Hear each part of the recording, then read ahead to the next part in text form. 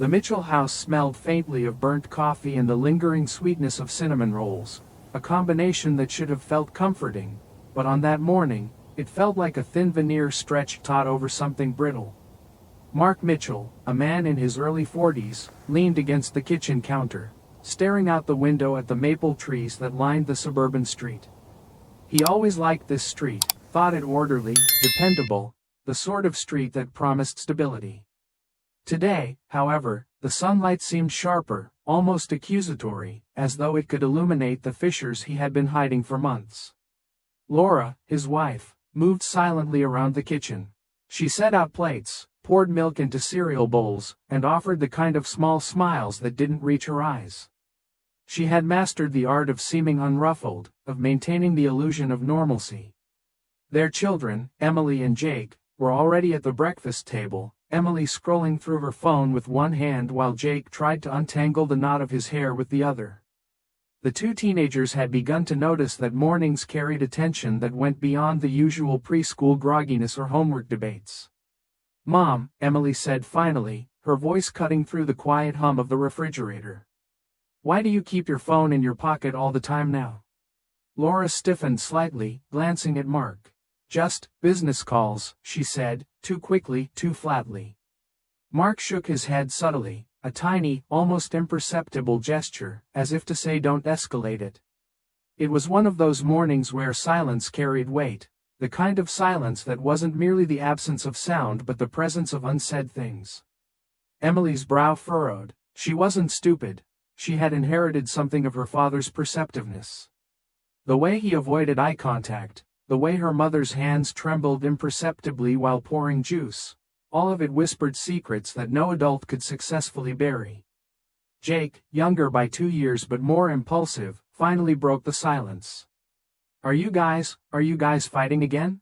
Laura's lips pressed together. She almost laughed at the question, almost wished it were just a joke. But the look in Jake's eyes, half suspicion, half desperation, made it impossible to dismiss.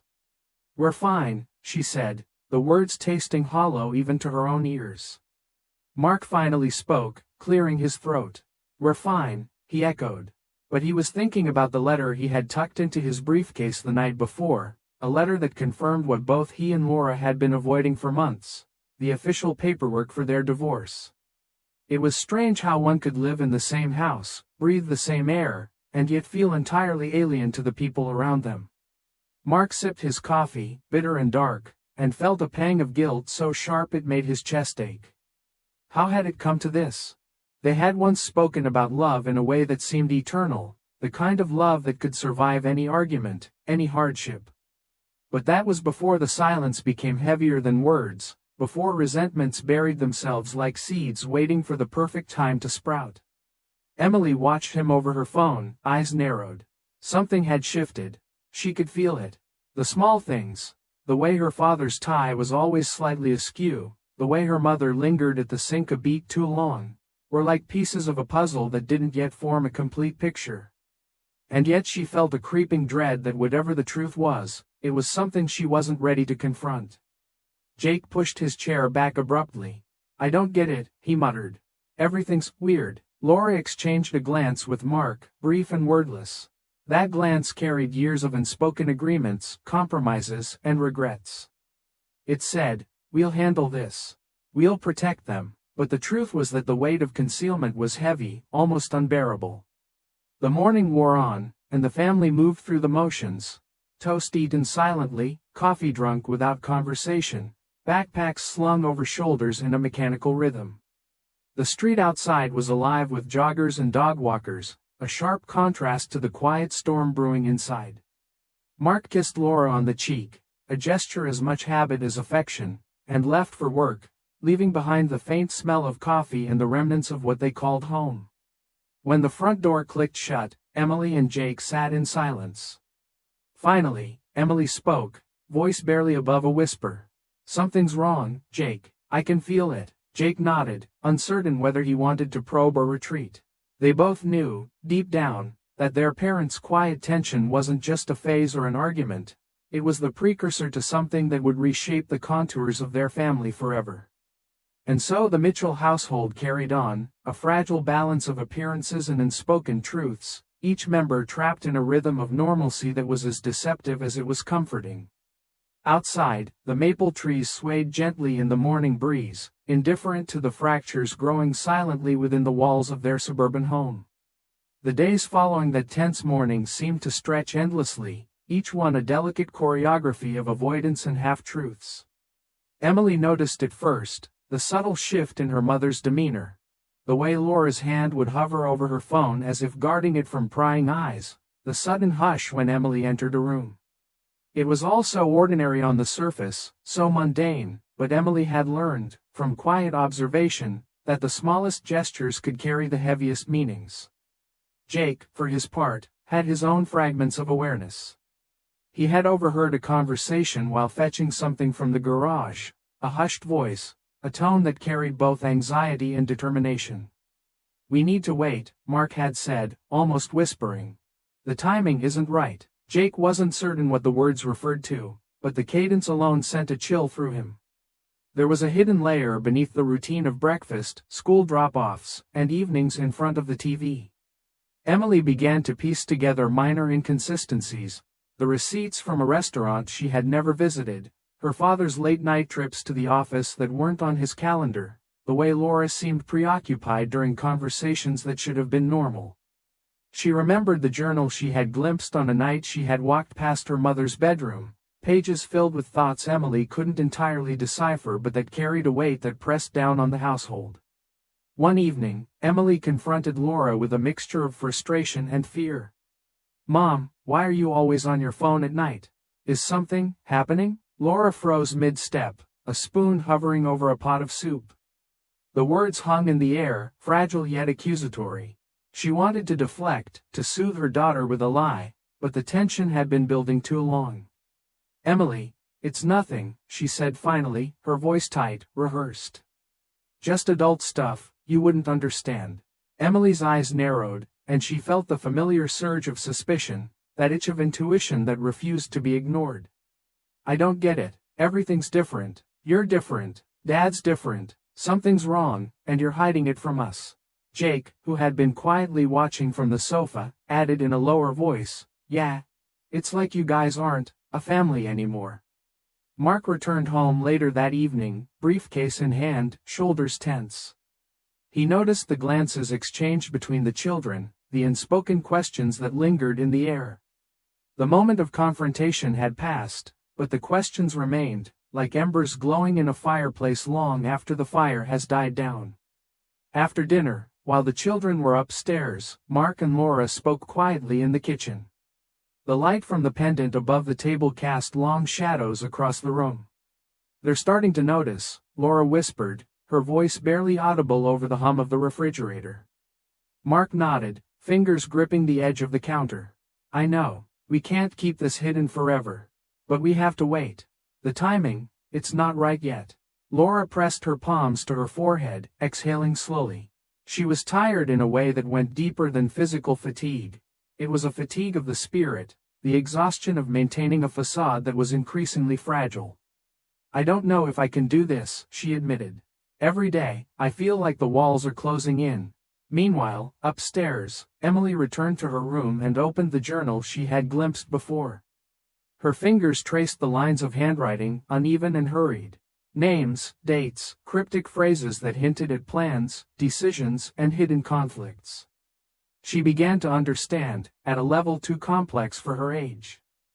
That something fundamental had shifted in her family, something they were all pretending not to see. Jake, lying on his bed, stared at the ceiling. He could feel the tension seeping into his own chest, a heaviness he didn't fully understand. The notion of his parents splitting apart was terrifying, abstract, and yet alarmingly real. The house, once a place of warmth and predictability, now seemed to vibrate with unspoken threats. As the night deepened, the Mitchells slept in different rooms, each carrying their own version of unease.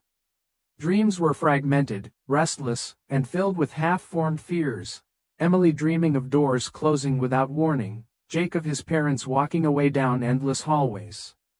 Even Mark and Laura found no solace in sleep. Their minds replayed conversations, revisited past decisions, and weighed consequences that seemed inevitable yet impossible to confront. By the time the sun rose again, bringing light that should have promised clarity, the tension remained unbroken. Ordinary routines continued: the breakfast table, school lunches, commuting, but the undercurrent of suspicion and unease had taken root, threading itself through every interaction. The Mitchell household had shifted imperceptibly but irrevocably, and Emily and Jake knew, in ways they could not yet articulate, that nothing would ever be the same again. The Mitchell household had settled into a brittle routine, one that felt normal only to those who chose not to notice. But children, as Emily and Jake had learned, have a sixth sense for unease. It was a Saturday afternoon when the first concrete evidence appeared, an innocuous-looking envelope tucked behind a stack of bills on the kitchen counter. Emily spotted it first. The envelope bore her father's handwriting, neat but hurried, and the words, "official documents," in the corner seemed almost a taunt. She hesitated, aware that opening it might cross a boundary, but curiosity overpowered caution. Inside were papers marked with words like "divorce proceedings" and "separation agreement." Her stomach tightened. The air in the kitchen, thick with the scent of bread baking, suddenly seemed suffocating. "Jake," she whispered, pulling her younger brother closer. He leaned in, eyes wide. "What is it?" he asked, though he already had a sense of what the answer might be. Emily's hand shook slightly as she slid the papers toward him. Jake glanced at the documents, then at Emily, and finally around the room as if searching for hidden cameras. The truth, which had hovered invisibly in the periphery for weeks, suddenly materialized.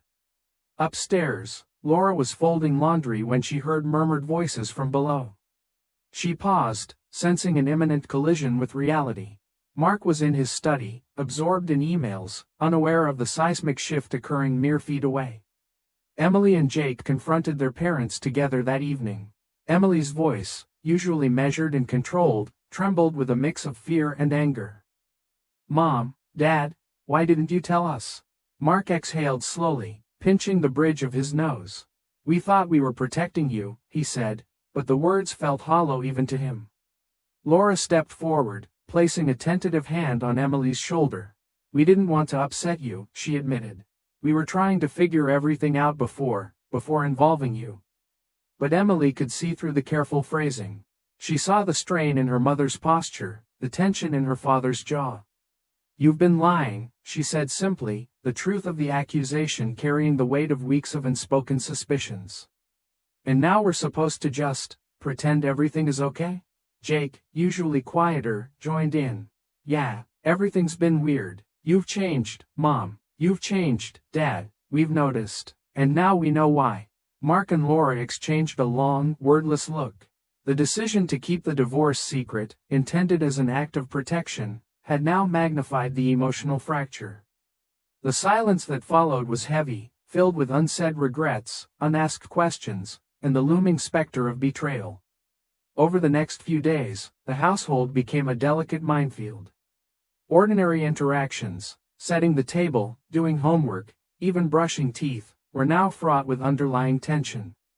Emily and Jake watched every gesture, parsed every word, searching for honesty in a home where truth had been delayed. Mark tried to maintain normalcy at work, but his mind wandered incessantly to the kitchen table where Emily had confronted him. He realized that no amount of explanation could fully repair the breach that secrecy had caused. Laura, meanwhile, wrestled with her own guilt, questioning whether her choice to delay disclosure had been justified. Then came the twist, the element neither Emily nor Jake anticipated. In a quiet conversation in the living room, Mark revealed why they had postponed the divorce. "It's not just about us," he said, voice low, measured. "Laura, she had health issues we didn't want to stress. And financially, we needed to stabilize things first. It wasn't about hiding the truth from you, it was about timing." Emily sank onto the sofa, absorbing the weight of that revelation. It didn't erase the feeling of betrayal, but it complicated her anger with a hesitant understanding. Jake leaned against the armrest, quiet, processing the idea that the adults had made choices not out of malice but out of fear and necessity. The household was irrevocably changed. Secrets had been unveiled, trust shaken, and yet, amid the chaos, a tentative bridge appeared. Not fully mended, not entirely functional, but visible, a path toward dialogue, acknowledgement, and perhaps eventual reconciliation. The Mitchells went to bed that night in the same house, under the same roof, but everything had shifted. Ordinary domestic life, dishes washed, laundry folded, lights turned off, now carried the weight of unspoken truths and fragile hope. For the first time in weeks, there was clarity, though it came tinged with pain. And for the children, the discovery was both terrifying and enlightening, a stark reminder that adulthood was complicated, flawed, and often unavoidable. The Mitchell house had never felt smaller. Every hallway, every doorway, seemed charged with tension, vibrating with the unspoken words that had been festering for weeks. Emily and Jake had refused to leave the living room since breakfast, their gazes flicking toward the kitchen where Mark and Laura moved with a fragile, brittle normalcy. Mark finally set down his coffee mug, a hollow gesture meant to appear casual. "We need to talk," he said, the words slicing through the quiet like a knife through silk. Emily's eyes widened. "Talk? You mean finally tell us everything?" Laura took a tentative step forward, her fingers twisting nervously around the edge of the counter. "We wanted to wait for the right time," she said softly. "We didn't want to hurt you." Jake's jaw tightened. "Wait? You've been hiding this for months. You think waiting makes it better?" Mark rubbed his temples, the gesture both human and inadequate. "We thought it was the responsible thing to do. We wanted to handle our problems before involving you." Emily's voice rose. "Handle your problems? You mean your divorce? You think hiding it makes us not notice? Don't you see how messed up this is?" Laura swallowed hard, feeling a familiar weight settle in her chest, a mixture of guilt, fear, and an odd, stubborn hope. "We didn't want to break your hearts," she whispered. "We thought, maybe we could manage the timing, make it less painful." Jake leaned forward, his elbows on his knees. "Painful? You've already broken it. You've lied to us every single day." Mark took a slow, measured breath, trying to anchor himself in reason. "Emily, Jake, it wasn't a lie in the way you think. We weren't trying to deceive you for selfish reasons. There are things, circumstances, that made it necessary to wait." "What circumstances?" Emily demanded, her voice sharp, almost trembling. Mark exchanged a glance with Laura, a glance heavy with unspoken confessions. "Your mother had some health complications. And financially, we needed to ensure stability before proceeding. It wasn't about hiding the truth, it was about timing and protecting you." Emily sank back into the sofa, words failing her.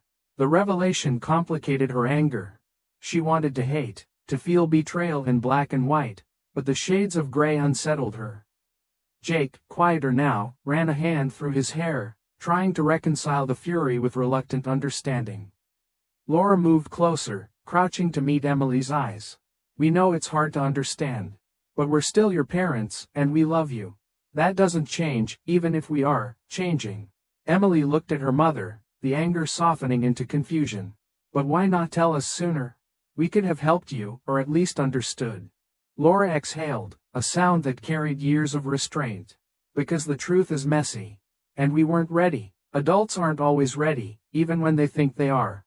The room fell into a silence thick with introspection. Even the smallest sounds, the ticking of the clock, the distant hum of the refrigerator, seemed magnified.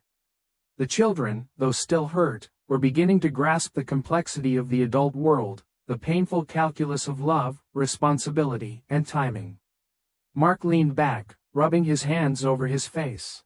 "We're not perfect. We make mistakes. But we wanted you to hear it from us, to see that honesty isn't always easy, but it's necessary." Emily nodded slowly, a tear tracing down her cheek. "It still hurts. But I get it, I think. I needed to know you weren't leaving us because you didn't care." Jake exhaled, a little more relieved, though the tension remained. "Yeah, I guess I can understand that." Laura and Mark exchanged a look of cautious optimism.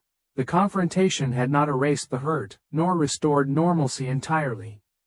But it had cracked the surface, allowing something raw, genuine, and potentially healing to emerge.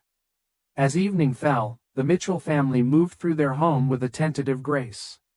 The walls still held echoes of past deceit, the air still carried remnants of tension, yet there was also a fragile promise that through honesty, dialogue, and shared acknowledgement of their flaws, the family might begin to navigate the treacherous waters of change together.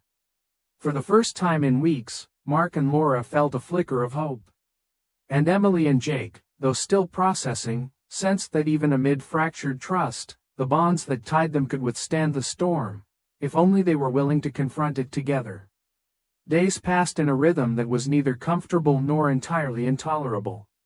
The Mitchell household had shifted into a state of uneasy equilibrium, a balance held together by tentative gestures and unspoken agreements. Breakfasts were quieter, but conversations had started to emerge, not about divorce, not yet, but small, ordinary things.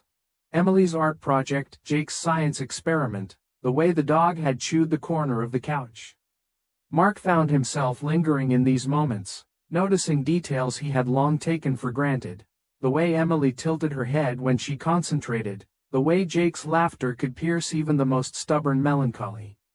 He realized that the small domestic scenes, previously background noise, were now charged with significance.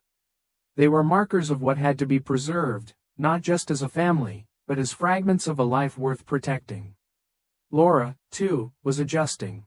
She had begun leaving the phone in the kitchen, allowing herself to be present rather than tethered to unseen obligations.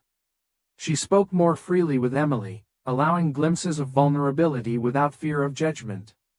The children, cautiously, reciprocated. The walls of secrecy were crumbling, but the rebuilding process required patience, and they all felt its slow, deliberate pace. One evening, after dinner, Emily ventured into the topic that had loomed unspoken for days.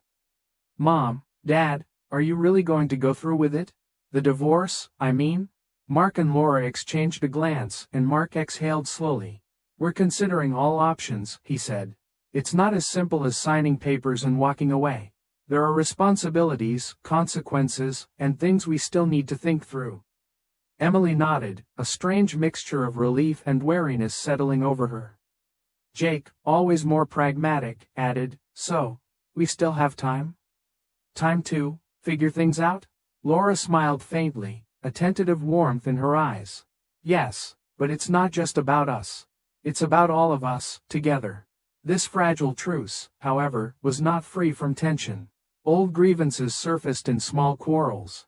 Who left the kitchen in disarray, who forgot to walk the dog, who spoke too sharply. Yet, these minor conflicts were now navigable, punctuated with laughter and reconciliation rather than bitterness. Each repair, small as it was, reinforced the delicate bonds that held them together. Mark found himself reflecting on the twist that had delayed the divorce in the first place. Laura's lingering health concerns and financial precarity. He realized that postponing their separation had not only been a necessity but an inadvertent gift. It had allowed them to confront the emotional truth with a measure of readiness, giving their children a framework in which honesty could coexist with protection. One afternoon, Emily and Jake were on the living room floor, building a makeshift fort out of blankets and couch cushions. Mark and Laura watched from the doorway, an odd mixture of amusement and melancholy on their faces. The children's laughter rang through the house, fragile but genuine, a sound that reminded the parents why perseverance mattered. Later, Mark and Laura shared a quiet conversation in the kitchen, the only sound the soft tick of the wall clock. "It's different now," Laura said. "The tension isn't gone, but there's hope." "Real hope," Mark nodded. "Yes, we've been forced to confront ourselves, our choices, and our mistakes. And the kids, they're resilient. They're learning that honesty matters, even when it hurts." That night, as the household settled into its rooms, a subtle peace lingered, a peace born not of resolution, but of acknowledgement. They had not solved everything. The future remained uncertain. The divorce, if it came, would still carry its pain. But for now, the Mitchells existed in a state of fragile harmony, navigating the complexity of love, regret, and family with tentative grace. In the quiet of the night, Mark lay awake, listening to the rhythmic breathing of his children and the faint creaks of the house settling. It struck him that even amid fractures, the threads of connection could still hold. The family, though imperfect, was still present, still tethered by shared history and the slow, deliberate acts of caring that marked their lives. The morning light filtered softly through the curtains, illuminating the Mitchell household in a way that made the familiar feel fragile, almost unreal. Mark sipped his coffee at the kitchen table, its bitter warmth grounding him in a reality he had long avoided. The truth of their family, in all its imperfection, had to be faced. Laura sat opposite him, her hands wrapped around a mug, knuckles white. She had just returned from a doctor's appointment, and the weight of her words from the previous weeks, the health concerns, the financial instability, remained suspended in the air between them. It was strange how circumstances had postponed a decision they had both thought inevitable. Sometimes life itself forced a pause, revealing nuances they had never fully considered. Emily and Jake emerged from their rooms, quieter than usual, tentative in their movements as if the air itself carried consequences. The confrontation and fragile truce of the past weeks had altered them, their innocence tempered by an early acquaintance with betrayal, secrecy, and the messy calculus of adult life. Emily sat beside her mother, glancing at the envelope still lying unopened on the table. "So, what now?" she asked softly, voice imbued with a mix of fear and hope. Mark looked at his daughter, recognizing in her eyes both anger and understanding. "Now, we take things one step at a time," he said. "We face the truth, together. Whatever comes, we face it honestly." Laura nodded, squeezing Emily's hand. "No more hiding, no more pretending." The children exchanged a glance, a silent acknowledgement that, while the path ahead was uncertain, the bonds of family still existed, stretched but unbroken. Jake, always pragmatic, added, "Even if things change, we're still a family, right?" "Yes," Mark said, "we're still a family, and that's worth something." That afternoon, small acts of connection began to stitch the household back together. Emily helped her mother with paperwork, sorting through bills and appointments, while Jake assisted his father with minor repairs around the house. The ordinary rhythms of life, folding laundry, washing dishes, walking the dog, became exercises in rebuilding trust and presence. Even as the days unfolded, the shadow of potential separation lingered. The divorce papers remained, waiting for a decision that no one could yet make with complete certainty. But the household had shifted. Secrecy was replaced by dialogue, silence replaced by acknowledgement, and tension replaced by cautious hope. One evening, after dinner, Mark and Laura sat together on the porch, watching the sun dip behind the maple trees. The air was thick with the scent of late summer blooms, a reminder that life, even amid uncertainty, persisted. "I think we can get through this," Laura said, voice low, almost a whisper. Mark took her hand, holding it firmly. "Yes, we will, not because the problems are gone, but because we face them together." Inside, Emily and Jake were curled up on the living room floor, reading or sketching, small islands of focus and quiet in the sea of domestic life. They were not entirely healed, nor entirely oblivious to the changes around them. But they had begun to understand that love, in its truest form, often exists alongside imperfection, hardship, and compromise. As night fell, the Mitchell household settled into a fragile, hopeful rhythm. The rooms were filled with the quiet murmur of lives intertwined, of bonds tested but enduring.